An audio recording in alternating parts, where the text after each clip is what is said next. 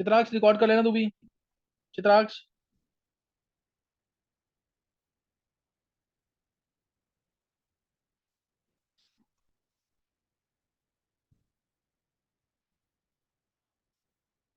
चलो।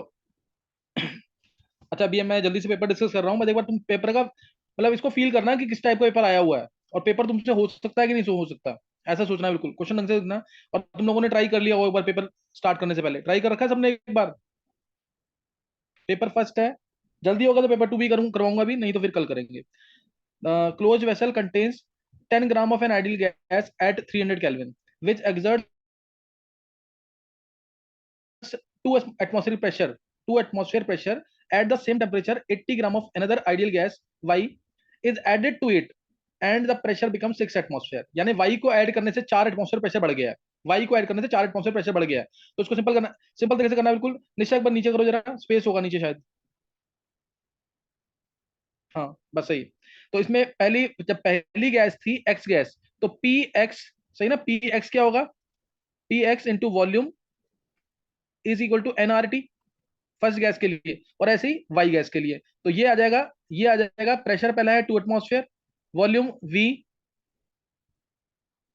N R T, N 80 by N कितना है, 10 ग्राम है ना, 10/mx, are into T same है। फिर अब दूसरी गैस जब ऐड की तो प्रेशर 4 एटमॉस्फेयर बढ़ गया, यानी उसका प्रेशर उसकी वजह से 4 एटमॉस्फेयर आया प्रेशर, 4 इंटू वी, है ना, 4 into V equal to N R T. अभी हमने गैस ऐड किया 80 gram, 80/my into R T. Temperature कितना कितना, टेम्परेचर सेम है।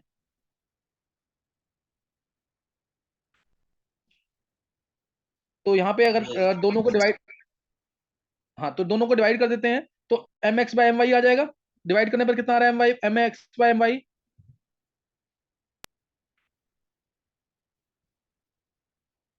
एक बार चेक करना कितना आ रहा है, M Y by M X आ जाएगा इधर से, M Y by M X. ये बार चेक करना कितना आ रहा है, वी से वी कैंसिल, आर टी से R T cancel, M Y 1/8, 4 2 4, 1/4 आ रहा है क्या, M Y by M X, 4 आएगा, 4, है ना, यस सर, 4 है। सब 4 आ पूरा गया है। यहाँ से। हाँ, ये 4 आ गया, M Y by M X आ गया 4, यहाँ से M Y by M X 4 आ गया। अब हमें निकालना है root, ratio of root mean square velocities of X and Y. तो रूट मीन स्क्वायर वेलोसिटी का फॉर्मूला तुम्हें पता होगा, आरएमएस क्या होता है, 3 RT/m अंडर रूट के अंदर, स्टेट्स ऑफ मैटर से क्वेश्चन, 3 RT/m, और ये एम एक्स आएगा इंटू 3 RT/m सेम रूट के अंदर, 3 RT/m y। तो 3 RT से 3 RT कैंसिल हो जाएगा, M Y by M X की वैल्यू तुम्हें पता है 4 है, यही आएगा ना दोनों का रेशियो। तो कितना आ जाएगा यहाँ से, 2:1 2 ना, रेशियो 1। 2:1 ऑप्शन है, डी ऑप्शन आ जाएगा आंसर। क्लियर है ये, यस सर। डी ऑप्शन आ जाएगा। नेक्स्ट करेंगे क्वेश्चन, ये स्टेट्स ऑफ मैटर से था क्वेश्चन, और सिंपल क्वेश्चन था, टफ नहीं था बिल्कुल। At room temperature disproportionation reaction of N aqua solution in Situ, ये फ्रेशली प्रिपेयर्ड सॉल्यूशन होती है, ये कुछ वर्ड मिसिंग है इसमें, generated nitrous acid gives the species, मतलब नाइट्रस एसिड जो जनरेट हुई है डिस्प्रोपोर्शनेट करने के बाद क्या स्पीसीज देगा। तो डिस्प्रोपोर्शनेशन रिएक्शन टॉपिक है पूरा एक पी ब्लॉक के अंदर, बहुत ही सिंपल क्वेश्चन है, टफ नहीं है बिल्कुल भी। नाइट्रस एसिड को गर्म करते हैं, तो तुम्हें पता है दो स्पीसीज जो मिलेंगे, एक में नाइट्रोजन की स्टेट बढ़ेगी, तो नाइट्रोजन की स्टेट बढ़ेगी तो +5 में जाएगी HNO3, और प्लस NO, पूरा बैलेंस करेंगे तो H2O और आएगा, पूरा बैलेंस करेंगे तो H2O और आ जाएगा इसमें, प्लस H2O करके कुछ आएगा, बैलेंस करके देख लेना एक बार, सही ना। तो ये बहुत ही इंपॉर्टेंट क्वेश्चन है, और इसकी रिएक्शन बहुत सारी होंगी, मैं एक दो बता देता हूँ। जैसे अगर तुमने HClO H3PO3 को गर्म किया तो क्या मिलता है, या H3PO2 को भी गर्म किया, फॉस्फोरस एसिड को या हाइपोफॉस्फोरस एसिड को, तो H3PO4 plus PH3, H3PO4 plus PH3। ऐसे ही और भी हैं, ऐसे ही और भी हैं, H2SO3 को गर्म किया तो क्या मिलेगा, H2SO3 को गर्म किया तो क्या मिलेगा, HClO को गर्म किया तो क्या मिलेगा, एक हायर वाला एसिड और एक HCl, और HClO को गर्म किया, HClO2 को गर्म किया, HClO3 को गर्म किया, तो एक हायर वाला एसिड मिलेगा और साथ में HCl, एक उससे हायर वाला एसिड और साथ में HCl। ये सारे करने हैं, सारे इंपॉर्टेंट है ये, ठीक है ना, ये सारे इंपॉर्टेंट है ये वाले। सबका हीटिंग इफेक्ट इंपॉर्टेंट है, डिस्प्रोपोर्शनेशन रिएक्शन होता है सबके अंदर। नेक्स्ट,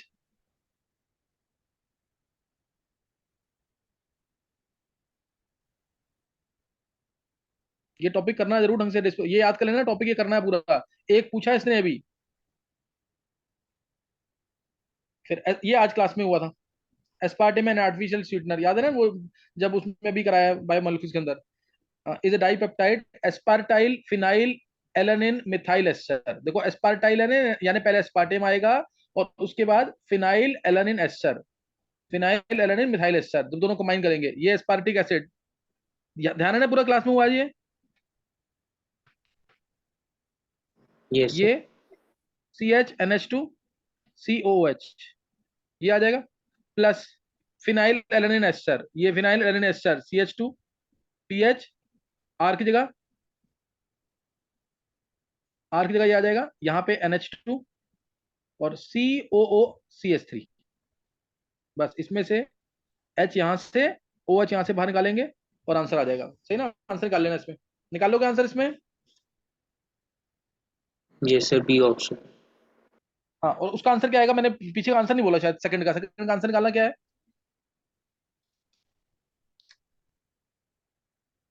सेकंड का आंसर क्या आ रहा है एक बार देखो, दिखाना निष्ठा, क्या आ रहा है इसमें आंसर सेकंड वाले में, फर्स्ट है क्या,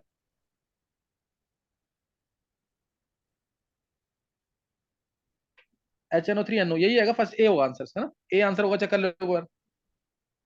HNO3 और NO और H2 हो तो H3O प्लस में जा सकता है ना। नेक्स्ट देखें, थर्ड का आंसर क्या आया,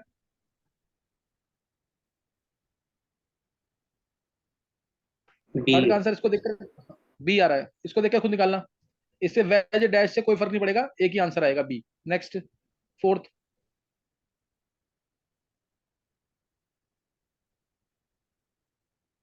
फोर्थ क्वेश्चन, हाँ ये कोऑर्डिनेशन कंपाउंड से क्वेश्चन है, लास्ट ईयर कोऑर्डिनेशन किया था ना सबने, 11th में ही करवा दिया था तुम्हें कोऑर्डिनेशन थोड़ा सा।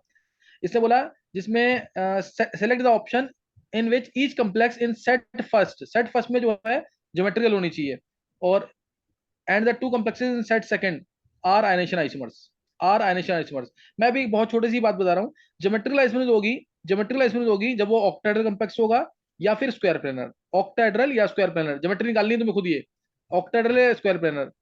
तो सेट फर्स्ट में दोनों ज्योमेट्रिकल शो करें, ये ज्योमेट्रिकल कभी शो नहीं कर सकता क्योंकि ये MA4 टाइप है, MA4 कभी नहीं शो करेगा, ये शो कर सकता है, लेकिन हमें तो दोनों देखना है ना, दोनों ज्योमेट्रिकल शो करें, तो ये तो ऑप्शन कैंसिल हो गया।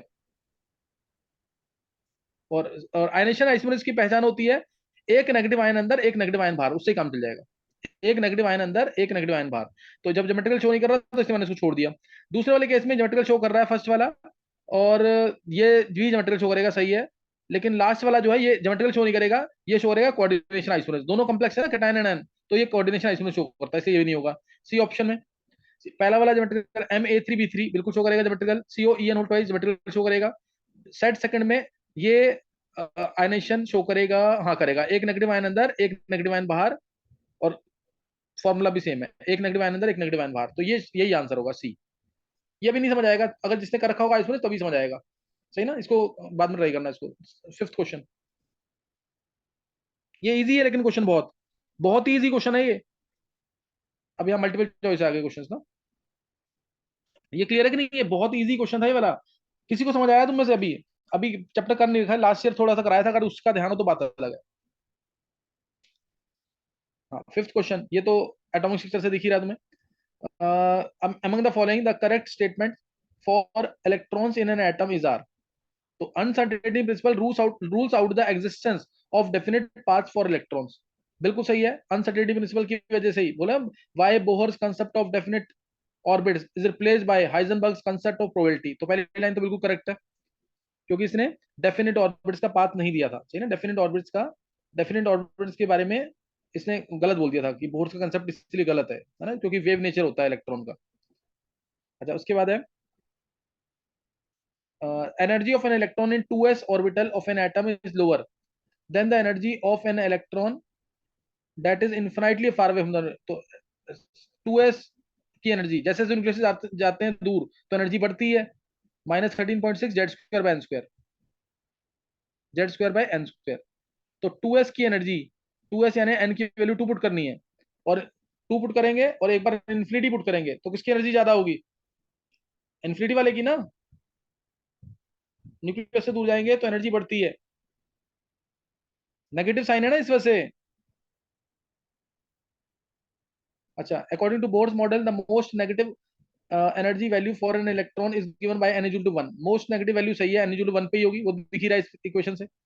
विच correspond to the most stable, बिल्कुल सही है, नेगेटिव जितनी एनर्जी होगी उतनी स्टेबिलिटी ज्यादा होगी, तो ये सही है बिल्कुल। फिर fourth statement, according to Bohr's model the magnitude of velocity of electrons increases with increase in value of N. V क्या होता है? 2.188 इंटू 10⁶ z/n मीटर पर सेकंड। तो n अगर बढ़ेगा, नहीं ये तो गलत है ना, इनवर्स क्वेश्चन है, मीटर पर सेकंड में है। समझ आ गया कि नहीं है?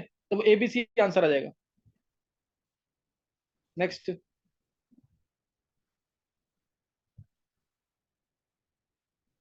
रिएक्शन ऑफ, अब ये देखो क्वेश्चन थोड़ा बहुत हिंट किसको मिलता है इसमें।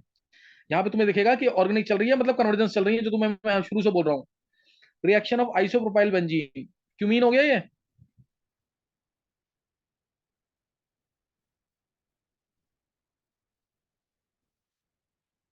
With O2 followed by treatment with H3O+, aerial oxidation और H3O+, क्लियर है कि नहीं ये?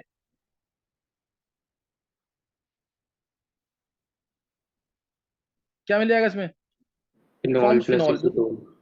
फिनॉल प्लस, ये ध्यान है कि नहीं Chitraksh? Yes sir. Phenol plus acetone मिलेगा, वही पी है ये, एसीटोन पी है। Reaction of P with 3 equivalents of Cl2 gives compound Q। Phenol, हाँ 3 equivalents of Cl2, 3 equivalent Cl2 डालेंगे तो क्लोरीनेशन होगा, आइडोम टेस्ट टाइप का, कोई भी 3H हटा देना किसी एक कार्बन के, ये बन जाएगा, ये बन जाएगा gives Q। Treatment of Q with CaO twice, CaO twice के साथ ट्रीट करते हैं तो produces compound R and calcium salt, produces compound R and calcium salt, क्या मिलेगा यहाँ पे? कैल्शियम हाइड्रोक्साइड से ट्रीट कर रहे हैं। जैसे तुमने आइडोम टेस्ट पढ़ा ना, I2 और NO से ट्रीट करते हैं, इसमें किससे ट्रीट किया पहले? Cl2 से पहले ही ट्रीट कर चुके हैं, अब CaO ट्वाइस से ट्रीट कर रहे हैं, तो क्या मिलेगा इसमें? CH3COO whole twice Ca plus CHCl3। नहीं क्लियर हुआ ये? आइडोम टेस्ट याद है कि नहीं? आइडोम टेस्ट, यस सर आप। हाँ तो उसमें NaOH प्लस I2 डालते थे, इसमें थोड़ा सा, हाँ थोड़ा सा स्टेप वाइज करना था बस, और कुछ नहीं है, इजी है। जब कर लोगे ना ऑर्गेनिक तो ये तुम्हें बहुत इजी लगेगा। Cl2 और NaOH डालते थे ना उसमें, या I2 और NaOH डालते थे, इसमें Cl2 और CH ट्वाइस डाला है। आई डोंट टच, ये वाली ग्रुपिंग तो देती है CH3CO ग्रुपिंग, तो इसमें ये बन जाएगा कैल्शियम सॉल्ट ये और CHCl3 साथ में, साथ में CHCl3। Yes sir. और उसके बाद, हाँ उसके बाद ट्रीटमेंट ऑफ Q विद, हाँ ये दे दिया R and S, calcium salt S, ये S है और ये R। बस ये डिटेल सारी पता लग गई, रिएक्शन सारी कन्वर्जन से रिलेटेड है, सारी कन्वर्जन से रिलेटेड डिटेल, डिस्टिंक्शन कर लोगे ना अपने आप पता लग जाएगा सारा। वही दो टॉपिक, नेम, डिस्टिंक्शन, कन्वर्जन, ये तीन टॉपिक सबसे इंपॉर्टेंट है। अच्छा, अब इसमें correct statements regarding PQRS, PQRS mark कर दिया ना मैंने, ये PU है, ये Q क्या था? अच्छा Cl2 के साथ ये Q है, और RS भी सर्कल किया हुआ मैंने। अब इसे बोला reaction of P with R, P with R, P ये रहा एसीटोन विद R, R ये रहा, P विद R क्या मिलेगा? Reaction of P with R पढ़ा हुआ ना, क्लोरीटोन, याद आ गया कि नहीं? आज ही बोला था क्लास में मैंने, इन KOH, ये मिलता है क्लोरीटोन की, नहीं नहीं याद आ रहा है yes Chitraksha? Sir. Yes sir ये आप। किया हुआ है, और इसमें डाला है CHCl3, CHCl3 मतलब H पॉजिटिव CCl3 नेगेटिव, और KOH की प्रेजेंस, बेस की प्रेजेंस में, फॉलोड बाय एसिडिफिकेशन। तो O इलेक्ट्रॉन लेके गया, O के पास H भेजना, CCl3 नेगेटिव को नीचे बन जाएगा ना क्लोरीटोन की, नहीं? तो पहली स्टेटमेंट बिल्कुल सही है। फॉलोड बाय एसिडिफिकेशन इसलिए बोला क्योंकि हो सकता है ये वाला H कुछ एक्टिव बन जाए, CCl3 CH3, इस वजह से हाईली ड्रॉइंग ग्रुप लगा हुआ ना, तो इसलिए क्या पता KOH के साथ ये O-K+ बन जाए, इसलिए क्लोरीनेशन एसिडिफिकेशन भी कर दिया है। तो ये सही है बिल्कुल। Reaction of R with O2, R कौन सा है? R है ये with O2 CHCl3 plus O2 phosphoric gas बनती है कि नहीं लाइट के प्रेजेंस में, कराया कि नहीं कन्वर्जेंस में? Yes, sir. ये भी कन्वर्जेंस का पार्ट है। देखो कन्वर्जेंस पूछी हुई है हर जगह। Q reacts with aqueous NaOH to produce CCl3 CH2OH, ये गलत है बिल्कुल। Q क्या है? ये इसमें तो अल्फा हाइड्रोजन है ना, तो ये कहने जा रहा थोड़ी शो कर देगा। क्लियर है कि नहीं ये? Yes, sir. तो इसमें क्या मिल जाएगा? Q में अगर मैंने डाल दिया NaOH तो तीनों Cl हटेंगे, तीन तीन OH आएगा, तीन OH आएगा तो वो COOH बन जाएगा। COOH बन जाएगा मतलब CONA बन जाएगा फाइनली। इसमें आंसर क्या आ जाएगा? सर C तो गलत है। हाँ सी गलत आ जाएगा, ये गलत हो गया, सही ना। और S on heating is P, ये तो पता है, कैल्शियम सॉल्ट ऑफ हीटिंग, ये बताया हमने। एसीटोन सिमेट्रिकल कीटोन बनाने के तीन तरीके कन्वर्जेंस में बता रखे हैं कि नहीं? Yes, sir. तो वही सिमेट्रिकल कीटोन बनाने के तीन तरीके जो है, उसके बेसिस पे जब हम इस कैल्शियम सॉल्ट को गर्म करेंगे, कैल्शियम सॉल्ट को गर्म करेंगे, देखो CH3 C double bond O Ca, यही कैल्शियम सॉल्ट है ना। इसको गर्म किया तो CaCO3 प्रेसिपिटेट बन के बाहर निकल जाएगा और एसीटोन मिल जाएगा, और ये दे रहा है पी तो एसीटोन है। क्लियर हो गया पूरा क्वेश्चन? नहीं तो क्या क्या स्टेटमेंट सही है? ये ए सही है इसका, बी भी सही था, बी और सी तीनों Yes, सही sir. है ना? B और D से C गलत ये है। सारा क्रम, हाँ सी गलत है, एक मिनट, सी गलत था, सही, हाँ डी, ए बी डी आएगा।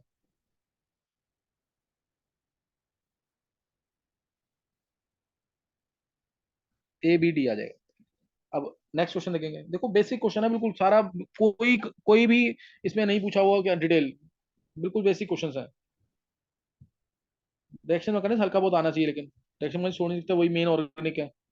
The option in which at least three molecules follow octet rule, तो मॉलिक्यूल हमें दे रखे हैं जो ऑक्टेट रूल फॉलो करें। एक मॉलिक्यूल, दो मॉलिक्यूल, तीन मॉलिक्यूल, चार, चार ये हो गए, पांच ये डिफरेंट है, छह डिफरेंट है, छह डिफरेंट है, H2SO4 सात डिफरेंट है, BCl3 आठ डिफरेंस, बहुत सारे हैं। आठ और आठ और नौ, नौ नौ नौ मॉलिक्यूल चेक करने में, नौ ही मॉलिक्यूल चेक करने ना ये। CO2 तो ऑक्टेट रूल फॉलो करता है, CO2 ऑक्टेट रूल फॉलो करेगा, C2H4 ऑक्टेट रूल फॉलो करेगा, NO नहीं करेगा, ऑड इलेक्ट्रॉन कंपाउंड है, याद है ना। NO डाइमराइजेस ऑड इलेक्ट्रॉन कंपाउंड है, HCl ऑक्टेट रूल फॉलो करेगा। तो तीन तो फॉलो कर रहे हैं, तो आंसर ये आ जाएगा। अब NO2, NO2 नहीं करेगा, याद है ना, NO2 ऑड इलेक्ट्रॉन कंपाउंड है। पी ब्लॉक पढ़ लोगे, बहुत सिंपल लगेगा, देखते ही पहचानोगे, देखते ही पहचानोगे इसमें, सही ना। NO2 और इलेक्ट्रॉन कंपाउंड नहीं करेगा। O3 करेगा, HCl करेगा, H2SO4 नहीं करेगा। क्लियर है कि नहीं? H2SO4 में हाइपर वैलेंट बन जाता है ये क्लियर है कि नहीं? सल्फर के, ये हाइपर वैलेंट हो गया कि नहीं, 12 इलेक्ट्रॉन्स आ गए इसके पास, तो ये नहीं करेगा, इसलिए ये भी गलत, ये भी गलत, क्योंकि इसमें NO2 और H2SO4 दो आ गए। इसमें BCl3 भी नहीं है, BCl3 तो इसके पास 6 इलेक्ट्रॉन्स है total.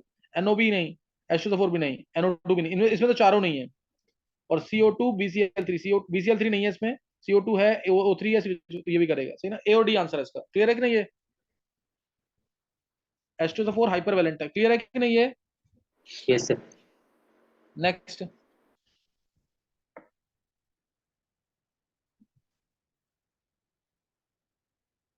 Eighth question, consider the following volume temperature diagram. Volume for expansion of 5 moles of an ideal monatomic gas, ideal monatomic gas, सही है। Consider only PV work is involve, the total change in enthalpy, total change in enthalpy पूछा हुआ है इसमें, X से Y, Y से Z, delta H पूछा हुआ है। डेल्टा एच एक्स से Y plus delta H Y से जेड। एक्स से वाई में टेम्परेचर चेंज हो ही नहीं रहा, तो जीरो। टेम्परेचर चेंज नहीं हो रहा ना, एनसीपी होता फॉर्मूला। डेल्टा एच वाई से जेड, वाई से जेड में टेम्परेचर चेंज हो रहा है 335 से 415, बिल्कुल सही है। तो इसमें N C P D T. वैसे delta H Y to Z में वॉल्यूम क्या है, कांस्टेंट है, तो पहले एनसीवीडीटी निकालना था इसमें। एनसीवीडीटी निकालेंगे, फिर उसको कन्वर्ट करेंगे किसमें, डेल्टा एच में। लेकिन इसमें डायरेक्ट लगा सकते हैं, अगर डेल्टा एच निकालना है तो डायरेक्ट भी लगा सकते हैं। एन की वैल्यू 5 मोल है, सीपी की वैल्यू सीवी प्लस आर होगा। सीवी दे रखा है इसने शायद, एक बार निशान नीचे करना था थोड़ा,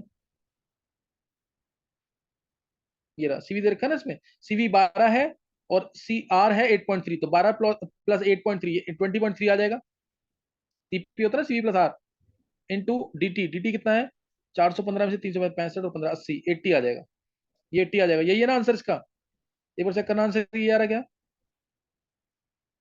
203 5 × 8, एक बार चेक करना आंसर।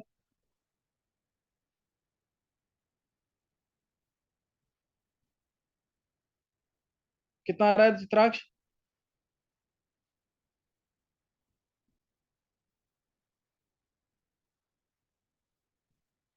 सर 1015 8120। यहाँ पे आ गया। हाँ 8120। 8120 है ना, 8120 ये आ जाएगा आंसर। 8120 जूल में आएगा आंसर। नेक्स्ट देखना, तो डायरेक्ट क्वेश्चन था ये थर्मोडायनेमिक्स का। देखो फिजिकल के क्वेश्चन भी इजी आए हुए हैं। अब ये क्वेश्चन, ये तो काइनेटिक्स में भी कराया, सबसे हो जाएगा ये। मैंने कहा था तुम्हें रिएक्शन में 11th वाले बच्चों को बुलाया था, जिसमें मैंने कहा था ये जरूर कर लेना पार्ट। स्लो स्टेप को देखा, रेट लॉ निकालना है ऑर्डर फ्रैक्शन के लिए। रेट इंटू देखेंगे स्लो स्टेप से, K into N2O2 into H2, ये आएगा। K2 into N2O2 into H2, ये आ जाएगा। उसके बाद N2O2 हमारा मेन रिएक्शन में नहीं है, देख लो ऊपर। मेन रिएक्शन में N2O2 नहीं, तो N2O2 की वैल्यू पुट करेंगे इससे।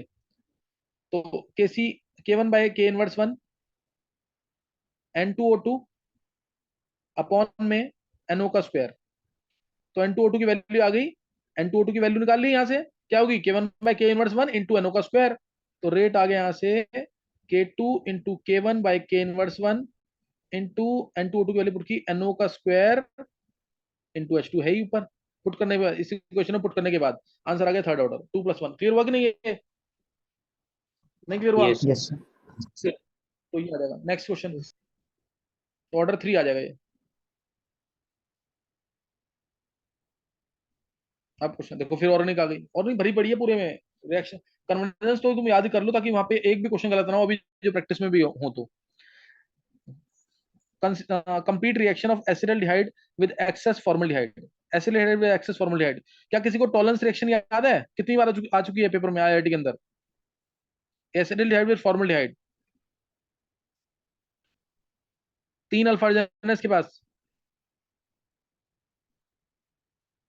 बेस के कंसंट्रेटेड के उसके बाद तो पहले पहले तो क्या लगेगी? अल्फा हाइड्रोजन है तो क्रॉस एल्डोल, क्रॉस एल्डोल लगेगी। तो इसका एक H नेगेटिव आएगा, वो H+ यहाँ जुड़ेगा, CH2OH जुड़ जाएगा। तो 3 बार तो ऐसे ही जुड़ जाएगा। कुछ याद आ रहा है कि नहीं? ये 3 बार ऐसे ही जुड़ जाएगा ये। CH2OH 3 बार लगी, क्रॉस एल्डोल, CHO।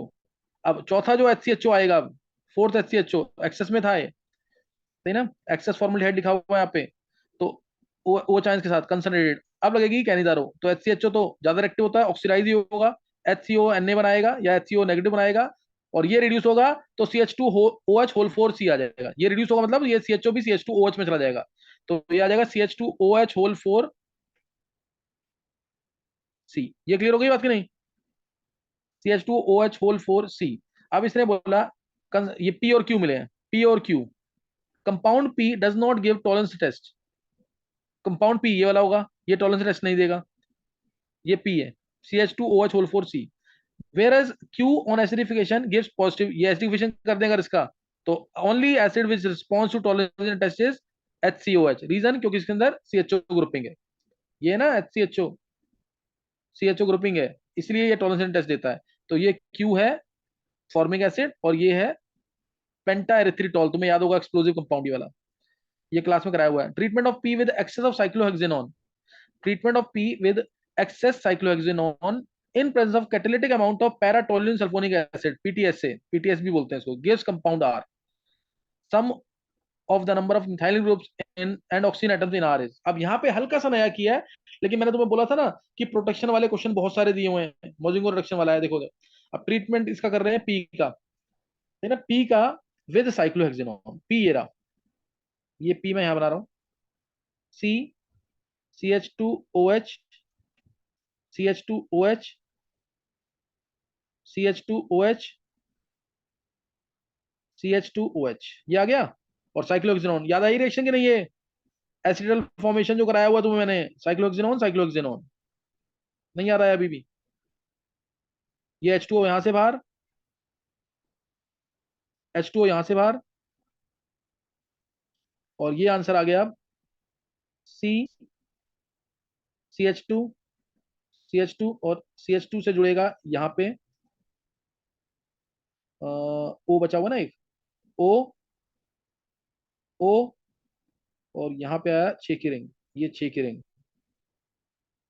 6 की रिंग ऐसे ही नीचे, CH2O, CH2O, और यहाँ पे जुड़ेगा 6 की रिंग के साथ। क्या क्लियर है ये? एक बार आंसर देखो, अब आंसर निकाल लेंगे। 4 तो ऑक्सीजन है इसके अंदर, 4 ऑक्सीजन है। मिथाइलिन ग्रुप्स, मिथाइलिन ग्रुप्स कितने हैं? 5 ये रहे, 5 मिथाइलिन ये रहे, 14 6, 7, 7 7 14, 14 मिथाइलिन ग्रुप्स हैं और 4 ऑक्सीजन। 14 + 4 18 आंसर आ जाएगा। समझ आ गया कि नहीं ये? अच्छा ये यस अच्छा ये भी कन्वर्जन से रिलेटेड है कि नहीं ये? क्या नाम है चित्राक्ष? यस सर, कुछ पार्ट है। गर्व ये चित्राक्ष, ये पूरा ही मान ले तू, लगभग पूरा ही मान ले। क्या एसिडल फॉर्मेशन किया नहीं हुआ है? एसिडल फॉर्मेशन यस सर किया। वही सारी रिएक्शंस है, बस थोड़ा सा इसको इसमें एक्स्ट्रा सोचना है बस। चलो नेक्स्ट अब है अमंग। अब देखो ये भी कोऑर्डिनेशन का दोबारा क्वेश्चन आ गया। अमंग VCO6 CrCO5 जो भी दे रखे हैं कंपाउंड, इसमें क्या बोला है? Total number of species iso electronic with NiCO4, iso electronic with NiCO4। तो आइसो इलेक्ट्रॉनिक का और सबके एटॉमिक नंबर दे ही रखे हैं, आइसो इलेक्ट्रॉनिक बोल दिया इसमें। तो कैसे करेंगे इसको? कैसे करेंगे? पहले NiCO4 के टोटल इलेक्ट्रॉन निकाल लेंगे, और नहीं भी निकालोगे ना उसके बिना भी ट्राई करना, हो सकता है वो। टोटल इलेक्ट्रॉन, निकल का वेट कितना दे रखा है? निकल का दे रखा है हमें 28, 28 प्लस CO 16 + 12 28 है, 28 × 4 112, 112 प्लस 28 कितना वेट आ रहा है इसका? ये 16 + 12 28 आ गया ना। NiCO4 का वेट कितना आ रहा है?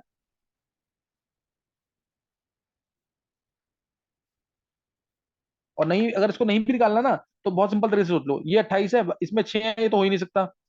5 है, नहीं हो सकता, है ना? इसमें तो कभी मैच करेगा ही नहीं। CuCO3 ये भी नहीं होगा, MnCO5 नहीं होगा, FeCO5 नहीं होगा, COCO3 3 नेगेटिव ये नहीं हो सकता, 3 है। ये वाला है चांसेस इसका, इसका चांस है। क्रोमियम में 4 इलेक्ट्रॉन ऐड करो, निकल बन जाएगा कि नहीं? तो ये आंसर यही होगा। IrCO3 ये भी नहीं होगा, तो आंसर एक ही होना चाहिए, एक ही होगा आंसर है उसका, 1 ही होगा इसका आंसर। समझ आया कैसे किया है?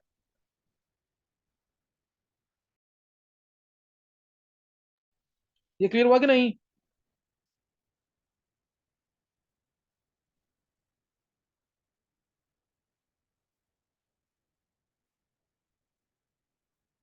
Chitraksha, yes sir. Next 12th question,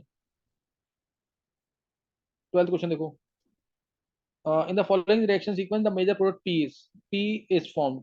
P बनेगा CH, देखो CH triple bond C, CH2 whole 15, COOET है, COET है। तो इसमें क्या बोला पहले? पहले डाला Hg2, ये तो COCH3 बना देगा, C ट्रिपल बॉन्ड C, इसका बन जाएगा COCH3। क्लियर है कि नहीं? ये बहुत सिंपल रिएक्शन 11th क्लास में पड़ी होगी ये। COCH3 बन जाएगा इसका। जिंक अमलगम डालेंगे तो ये CH2 बन जाएगा, तो CH2 होल 16 हो गया। और H3O+ डालेंगे तो यहाँ से क्लीवेज, ये OH बन जाएगा। तो सीधा हमारा जो एसिड आ गया P, वो ये आ गया CH3 CH2 होल 16 COOH। क्या क्लियर है ये? P समझ आ गया क्या है? Yes sir. CH3 CH2 whole 16 COH। अब इसने आगे डिटेल पूछी हुई है इसके साथ। देखो पहला क्या है?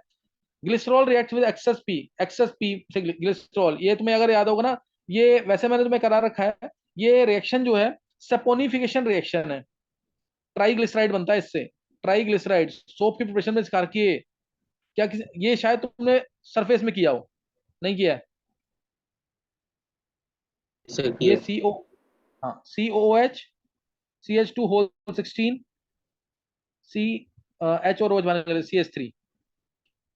ऐसे ही यहाँ पे COOH CH2 होल 16 CH3। ऐसे ही यहाँ पे COOH CH2 होल 16 CH3। सो अब यहाँ पे H एल्कोहल का OH एसिड का, H एल्कोहल का OH एसिड का, H एल्कोहल का OH एसिड का। क्लियर है? इसलिए एक्सेस बोला है इसने। ये बन जाएगा ट्राइग्लिसराइड, ये ट्राइग्लिसराइड बन जाएगा। कुछ कुछ रिएक्शन एस्टेरिफिकेशन की तरह, कुछ कुछ रिएक्शन क्या होगी ये? एस्टेरिफिकेशन की तरह। समझ आ गया इतना कि नहीं? Yes, sir. ये आ गया ना। उसके बाद इसने बोला क्या हुआ है, glycerol reacts completely with excess P in presence of an acid catalyst to form Q. ये बन गया क्यू। मैं दिखा नहीं रहा हूं क्या है, वाटर बाहर निकाल के खुद बनाना है इसको। To form Q, reaction of Q with excess NaOH, excess NaOH से रिएक्शन होगी तो क्या हो जाएगा, हाइड्रोलिसिस होगा। जैसे H3O+ के साथ एस्टर का होता है, वो बेसिक मीडियम एसिडिक मीडियम होता है, यहाँ पे बेसिक मीडियम बोल रखा है। Followed by treatment with CaCl2 yields calcium soap R। तो starting with 1 mole of Q, the amount of R produce in gram is, amount of R produce in gram. अब यहाँ पे थोड़ी हल्की सी फिजिकल मिला दिए थे। तुम्हें पता है इसके 3 मोल आए हैं, इसका 1 ही मोल आया। तो ये बना ये CH2O, C double bond O, CH2 whole 16, CH3, CHO, C bond O, ये बाकी पार्ट सेम, CH2O, सील बॉन्ड O, बाकी पार्ट सेम। अब इसमें NaOH डाल दिया। जब NaOH डालेंगे यहां से क्लीवेज, यहां से क्लीवेज, ग्लिसरॉल अलग और बचा क्या, ग्लिसरॉल अलग। 3 मोल्स मिल जाएंगे इसके, CH3 CH2 होल 16 COONA। क्या समझ आया, ये सोप मिल जाएगा कि नहीं। Yes, sir. 3 मोल्स मिल जाएंगे इसके, 3 मोल्स इस सोप के मिल गए। अब इसने बोला फॉलोड बाय ट्रीटमेंट CaCl2। जब मैं इसमें CaCl2 डालूंगा तो 2 मोल इसके, ये 3 मोल मिले थे यहाँ पे, 2 मोल इसके CH3 CH2 whole 16 CO whole twice CA, ये रहेगा कि नहीं CaCl2 के साथ। Yes, sir. और अगर 1 मोल Q है, 1 मोल Q है, ये पूरा 1 मोल था, तो इसका कितना वेट होगा ये पूछा है। इसका कितना वेट होगा, निकाल लोगे कि नहीं ये। इसका अगर इसका 1 मोल है तो यहाँ पे तुम्हें कितना मिल गया, 3 मोल मिल गया कि नहीं, ये 1.5. 3 मोल मिल गया ये। और 3 से ये कितना बनेगा, ये वाला 1.5 है. Whole twice. ये 1.5 इसका हाफ बनेगा कि नहीं, 1.5 मोल, क्योंकि CaCl2 था ना। 2 ये लेंगे तो 1 CaCl2 चाहिए होगा, और बनेगा ये कितना है, 1। 2 से 1 बन रहा है, 3 से कितना बनेगा, 3/2, तो 1.5 मोल। 1.5 मोल ये बना। वेट कितना है इसका, इसका वेट निकाल लेंगे। कितना वेट है, निकाला क्या चित्राक्ष। CH3 CH2 whole 606. 606, तो 606 1.5, 303 इसमें ऐड कर दो, 909 आंसर है इसका, 909 इसका आंसर आ जाएगा। नेक्स्ट क्वेश्चन देखना, कैलकुलेशन थी थोड़ी सी। among the following, फिर कोऑर्डिनेशन आ गया। among the following complexes the total number of diamagnetic species is, diamagnetic बोला है। अब ये तुम खुद ट्राई करोगे, जब प्रैक्टिस कर लोगे ना, और तुम्हें दिमाग में रहना चाहिए कि डायमैग्नेटिक स्पीसीज वाले क्वेश्चन कितने सारे आते हैं। MnNS3 होल 6 3+, तो इसमें Mn3+ है, 3d4 है, d4 है, तो इसमें एक ही इलेक्ट्रॉन बैक पेयर होगा T2G के अंदर, इसलिए ये पैरामैग्नेटिक है। MnCl6 3 नेगेटिव, Mn पे 3+ चार्ज है, 3+ यानी ऑड है, ऑड 3d5 आएगा ना ये। Mn3+ मतलब 3d4 आएगा, सॉरी, तो 3d4 में एक बैक पेयर कोई नहीं होगा इसमें, तो इसका भी आंसर पैरामैग्नेटिक है। FeF6 3 नेगेटिव में Fe पे 3+ आया, Fe3+ तो 3d5 होता है, पैरामैग्नेटिक रहेगा। COF6 3 नेगेटिव यानी CO3+, 3+ है तो आर्गन 3d6 आएगा, वीक फील्ड लिगेंड है, बैक पेयरिंग नहीं होगी, इसलिए ये भी पैरामैग्नेटिक है। अभी तक सारे पैरामैग्नेटिक है। FeNS3 होल 6 3+, Fe पे चार्ज आया फिर 3+, पैरामैग्नेटिक है। COEN3 होल 3+, CO 3+ आएगा, लेकिन इसमें स्ट्रॉन्ग फील्ड लिगेंड है, SFL है, 3d6 है, T2G में सारे बैक पेयर कर जाएंगे, ये अकेला आएगा डायमैग्नेटिक। एक ही आंसर है डायमैग्नेटिक वाला। बहुत इजी क्वेश्चन है, देखते निकालोगे पढ़ने के बाद, प्रैक्टिस होनी चाहिए लेकिन बहुत ढंग से। 1 आ जाएगा। 14 क्वेश्चन,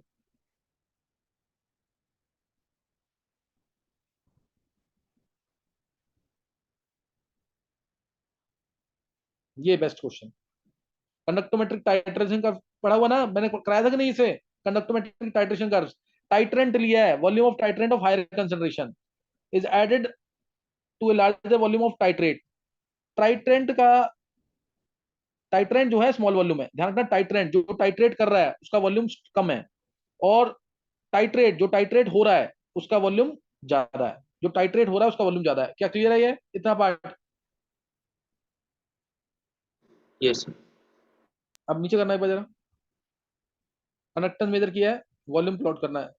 अच्छा ऐसे तो गड़बड़ हो जाएगी, ऊपर से देखना भी पड़ेगा, ऊपर से वैल्यू देखनी पड़ेगी इसमें, इसलिए एक दिखाना पड़ेगा, एक ही बोला। टाइट्रेट, टाइट्रेट का वॉल्यूम ज्यादा था, KCl था, प्लस AgNO। टाइट्रेंट का वॉल्यूम कम था, याद है ना, ये लेस है, ये लेस है। एक बता रहा हूं मैं, कर्व्स मैंने करा रखे तुम्हें, KCl plus AgNO3, AgNO3 less है, इसी से टाइट्रेट कर रहे हैं। और बनेगा क्या, AgCl का PPT प्लस KNO3, AgCl का PPT प्लस KNO3, ये बन गया। अब इसके अंदर देखो, इसके अंदर AgNO3 मान लो मैंने, ये लेस है ना, ये एक ले लिया, ये दो ले लिया, एक एग्जांपल ले लो, उससे और इजीली समझ आ जाएगा। ये 0 हो गया, ये एक बचेगा, ये AgCl एक बनेगा, लेकिन इससे कोई मतलब नहीं है, क्यों, क्योंकि ये तो प्रेसिपिटेट है, सॉलिड फॉर्म में होगा। KNO3 भी एक बनेगा, ये चेक करो बस, ये एक, ये एक, ये दोनों एक एक बच गए। इसके बाद, है ना, तो अब इसलिए, इसलिए देखो अब यहाँ पे K प्लस से K प्लस, तो क्या, एक बचा यानी K प्लस बचा और एक Cl नेगेटिव, एक बचा यानी एक K प्लस बचा, एक NO3 नेगेटिव। तो यानी रिएक्टेंट से प्रोडक्ट में हम जब गए तो चेंज किसमें आया, एक Cl नेगेटिव हटा, एक NO3 नेगेटिव आ गया, एक Cl नेगेटिव हटा, एक NO3 नेगेटिव आ गया। Cl negative is replaced bye NO3 negative. तो चेक करो किस क्या होगा, Cl नेगेटिव का जो मोलर कंडक्टेंस है वो है 7.6 और NO3 नेगेटिव का कम है, यानी पहले स्टार्टिंग में डिक्रीज करेगा हल्का सा, है ना। वॉल्यूम ऑफ AgNO3 डालते जाएंगे तो पहले डिक्रीज करेगा, उसके बाद जब तुम डालोगे AgNO3 को तो आयंस बढ़ जाएंगे। उसके बाद जब ये दोनों कंप्लीटली न्यूट्रलाइज हो चुके हैं, तो अब तुम AgNO3 अगर डाल दोगे तो आयंस बढ़ेंगे, Ag प्लस का और NO3